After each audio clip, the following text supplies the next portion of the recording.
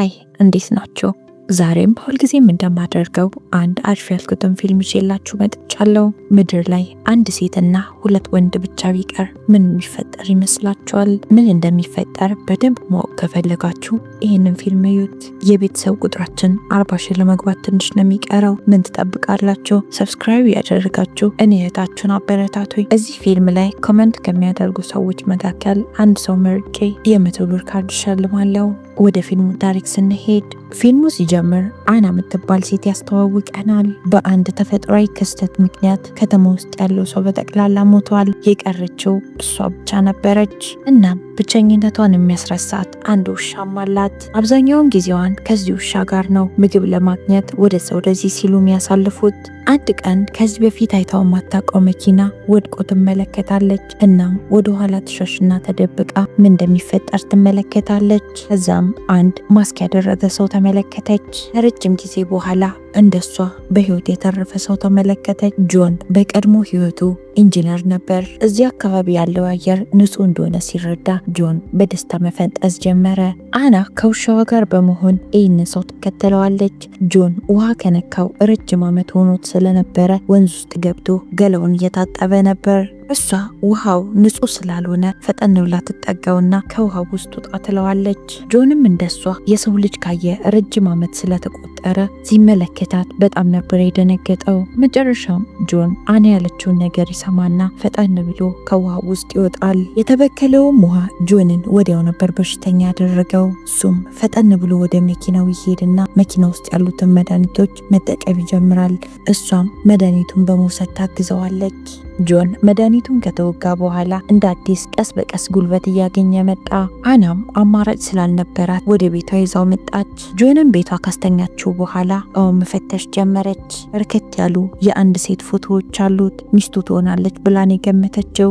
ለቀናት ጆን ካልጋ አልወረደም ነበረ። አናም ስትመግበውና ስትንከባከበው ቆየች። አንድ ቀን ምሽት ጆን ምንም እንቅልፍ ሳይተኛ ሲቃዥ ያድራል። አናም አማራጭ ስላልነበራት አጠገቡ ሆና ስታስታመመው አደረች። አና ጆን እንዲድን ጠዋትና ማታ እየጸለየች ነው። ከሰው ጋር አብራ ከኖረች አመታቶች ተቆጥረዋል። እናም አግኝታው ቶሎ ልታጣው አልፈለገችም። ቀስ በቀስ ጆን ኃይል እያገኘ መጣ። ህይወት ከዚህ ክስተት በፊት እንዴት እንደነበረች ማውራትም ይጀምራሉ። አና ለጆን የቤተሰቦቿን የፎቶ አልበም ታሳየዋለች።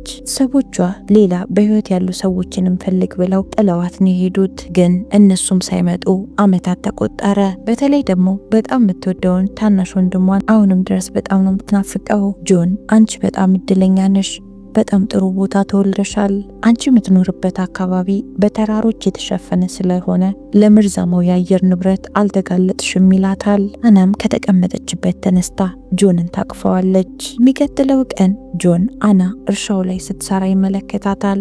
ጆንም ትራክተሩ ምን ሆኖ ነው የቆመው ይላታል። እሷም ነዳጅ ጨርሶ እንደቆመ ነገረችው። ጆንም ከጋዝ ማደያዮች እንዴት አድርጋ ነዳጅ ማውጣት እንደምትችል ያስረዳታል። እሷም ያላትን ነገር ተጠቅማ በጀሪካን ነዳጅ ይዛ ትመጣና አመታት የቆመውን ትራክተሯን አስነሳችው። ምሽት ላይ እራት ከመብላታቸው በፊት አና ስትጸልይ ይመለከታትና በጣም አክራሪ ክርስቲያን እንደሆነች ይረዳል። እሷ ወዳለችበት ቦታ ከመምጣቱ በፊት ለረጅም ዓመታት በዋሻዎች ውስጥ እንደኖረ ነገራት። በመጨረሻም ወደዚህ ለመጓዝ የወሰንኩት ነገሮች በጠቅላላ ምርር ብለውኝ ነው አላት።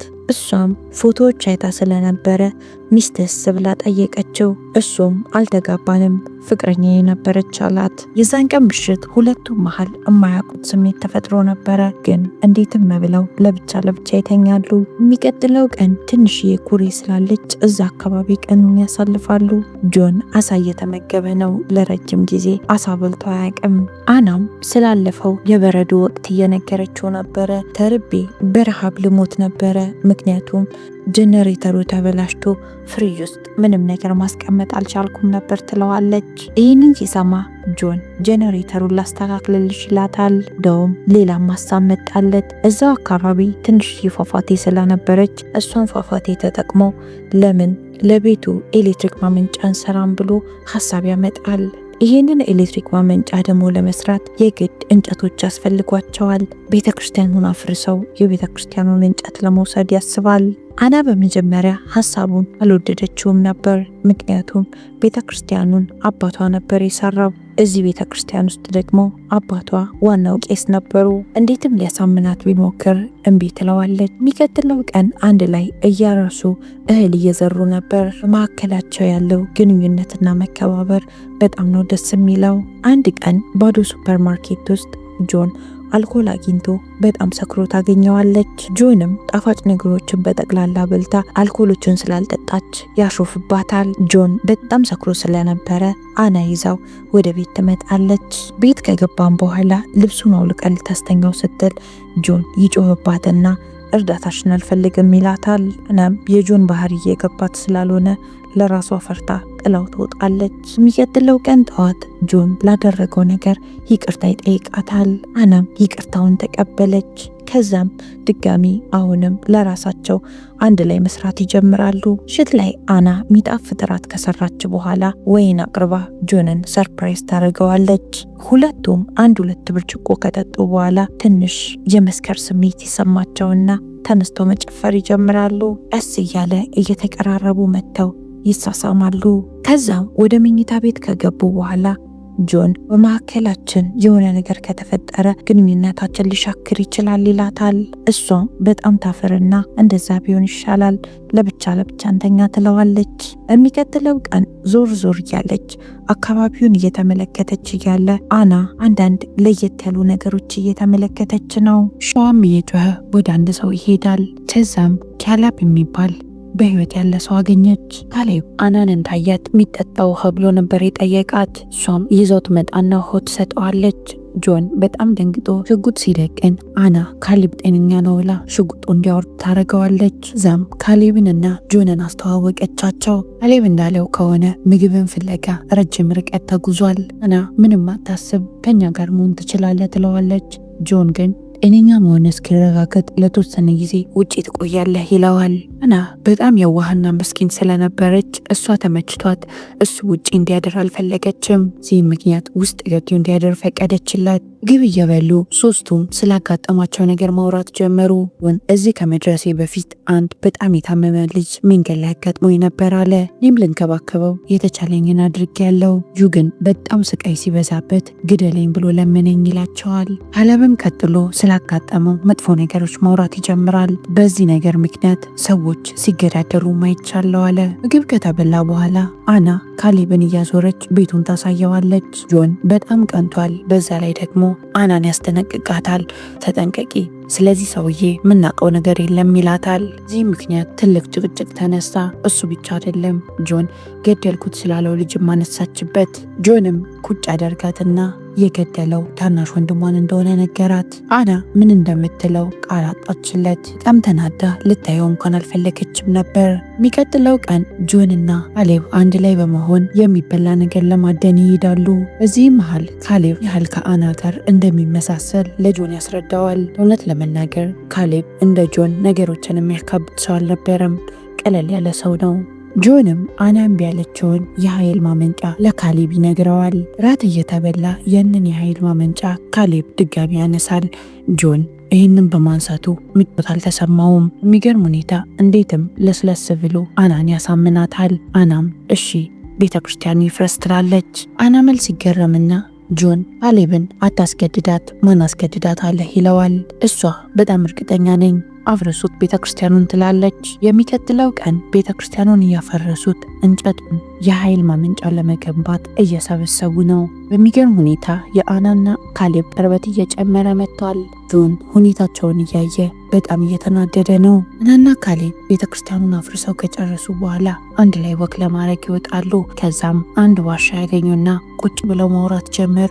ሲመለሱ ጆን እነሱን ጥሎ በጣም ብዙ ነገር ሰርቶ ይጠብቃቸዋል። የዛን ቀን ምሽት ጆን አናን ብቻዬን ላናግርሽ ብሎ ይጠይቃታል። ምነግርሽ ነገር አለ እያላት ነው። የሚገርም ሁኔታ ፍቃዱን እንኳን ሳትጠይቀው እኔ ፈቅጄልሻለሁ፣ ከካሌብ ጋር አንድ ላይ መሆን ትችያለሽ ይላታል።